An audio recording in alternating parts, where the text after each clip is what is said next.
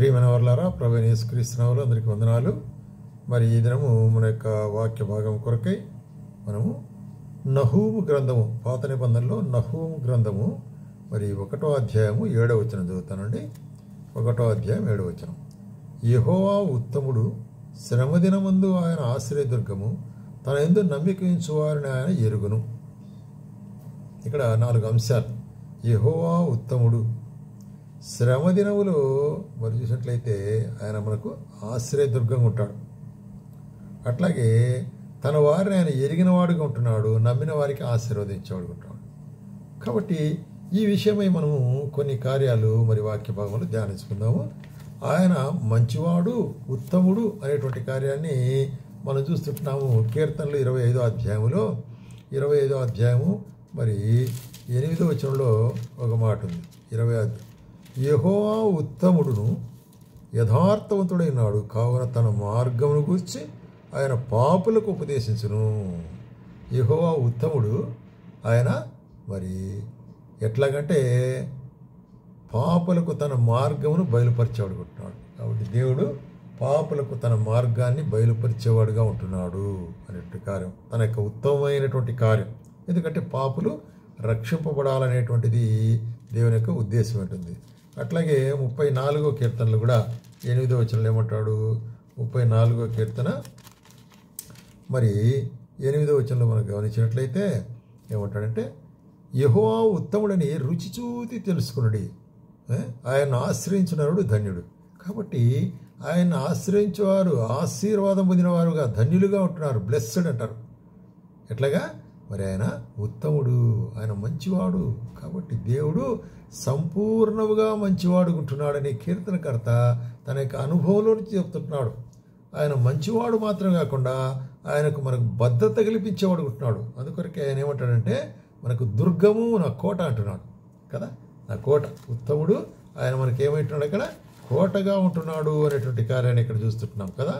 ఆయన దుర్గము, దుర్గం అంటే ఫోర్ట్, రైట్. ఇక్కడ చూసినట్లయితే 91వ కీర్తనలో, మహోన్నతుని చాటు నివసించువాడే సర్వశక్తిని నీడను విశ్రమించువాడు, ఆయనే నాకు ఆశ్రయము, నా కోట, నేను నమ్ముకున్న దేవుడు, నేను యెహోవాను గురించి చెప్తాను. కాబట్టి ఇక్కడ 91వ కీర్తన అంతట్లో కూడా మనం చూసినట్లయితే దేవుడు ఏ విధముగా మరి కోటగా, భద్రతగా ఉంటున్నాడు అనే కార్యాన్ని మనం చూస్తున్నాం. ఏమంటాడంటే చూసినట్లయితే మరి ఎట్లాగా మహోన్నతుని చాటు నివసించేవాడు అంటే ఆయన సన్నిధానంలో నివసించేవాడు. ఎట్లాగంటే ఆయన తన రెక్కలతో నిన్ను కప్పును, తన రెక్కల కింద నీకు ఆశ్రయము కలుగును అంటున్నాడు. కాబట్టి రెక్కలతో కప్పి భద్రపరుస్తాడంట ఆయన. రెక్కలతో కప్పి భద్రపరిచేవాడుగా ఉంటున్నాడు అనే కార్యాన్ని మనం చూస్తున్నాం. అట్లాగే మరి సామెతలు 18వ అధ్యాయంలో మనం గమనించినట్లయితే, సామెతలు 18వ అధ్యాయంలో ఏముంది? ఇక్కడ 10వ వచనంలో, యెహోవా నామము బలమైన దుర్గము, నీతిమంతుడు అందులోనికి పరిగెత్తి సురక్షితముగా ఉండను. కాబట్టి యెహోవా నామం బలమైన దుర్గం. ఆయన నామంలో మనకు జయము, ఆయన నామంలో మనకు శక్తి, ఆయన నామంలో మనకు ఆశీర్వాదం. కాబట్టి ఎప్పుడెప్పుడైతే ఆపద కలుగుతాదో, జ్ఞానం కలిగిన వాడు, బుద్ధివంతుడైన వాడు, నీతివంతుడైన వాడు, ఆయన నామం ఎరిగిన వాడు ఏం చేస్తాడు? ఆయన నామంలో ఆశ్రయం పొందుతాడనమాట. ఆయనే మనకు ఆశ్రయం, తన రెక్కల నీడను మనకు ఆశ్రయం కల్పించేవాడుకుంటున్నాడు. దాన్నే ఏమంటాడంటే నాకు దుర్గము అంటాడు. అట్లాగే అంత మాత్రం కాకుండా ఆయన మనం ఎరిగిన వాడుకుంటున్నాడు, మనల్ని ఎరిగిన వాడుగా ఉంటున్నాడు అనే కార్యం చూస్తున్నాడు. ఎట్లా ఎరిగిన వాడుకుంటున్నాడంటే మన యొక్క మరి ఇది యోహాను సువార్త 1వ అధ్యాయంలో మనం చూసినట్లయితే ఇక్కడ నతానియేలు అనే శిష్యుని మరి చూస్తుంటున్నాడు. ఏమంటాడు ఇక్కడ? యేసు నతానియేలు తన ఎదుట వచ్చి చూచి, ఇదిగో ఇతడు నిజముగా ఇశ్రాయేలుడు, ఇతని యందు ఏ కపటము లేదని చెప్పినాడు. ఇంకా వస్తా ఉండగానే అప్పుడు నతానియేలుకు డౌట్, నన్ను ఎట్లా ఎరిగినావు నువ్వు అంటున్నాడు. చూడి, నన్ను నీవు ఎలాగో ఎరుగుదో అని నతానియేలు ఆయన అడగా, ఫిలిప్పు నిన్ను పిలువక మునిపే నీవు అంజూరపు చెట్టు కింద ఉన్నప్పుడే నిన్ను చూచితిని.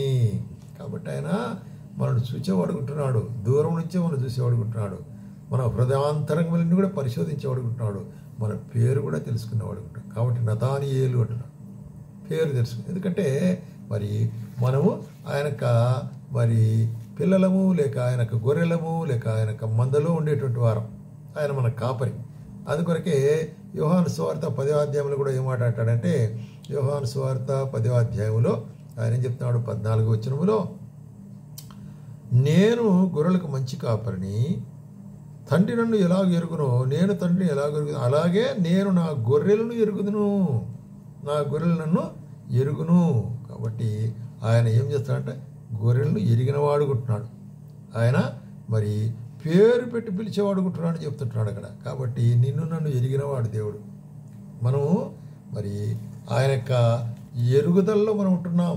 నిన్ను నన్ను ఎరిగినవాడుగా మనం చూస్తున్నాం. అందుకొరకే ఏమంటాడంటే గలతీలకు రాసిన పత్రికలో మనం చూసినట్లయితే గలతీలకు 4వ అధ్యాయము 8-9 వచనాల్లో, ఆ కాలమందు అయితే మీరు దేవుని ఎరుగని వారే ఉన్నారు, మనము దేవుని ఎరుగని వారం కన్నాము, నిజముగా దేవుళ్ళు కాని వారికి దాసులైంటిరి, కానీ ఇప్పుడు మీరు దేవుని ఎరిగిన వారు.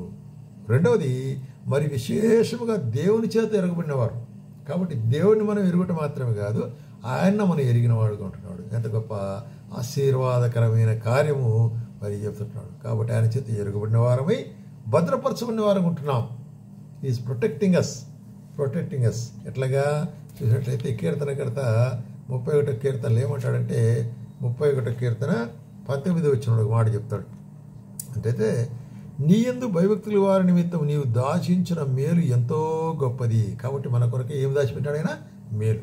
అందుకొరకే అపొస్తలుడు పౌలు రాస్తాడు, మన దేవుడు మన కొరకే దాచించిన స్వాస్థ్యము అది కంటికి కనబడలేదు, చెవికి వినడలేదు, హృదయ గోచరం గారి గొప్ప సంగతులు మన కొరకే పరలోకంలో ఆయన దాచింటున్నాడు. కాబట్టి మన కొరకు దాచిపెట్టబడిన ధనం పరలోకంలో ఉంటుంది.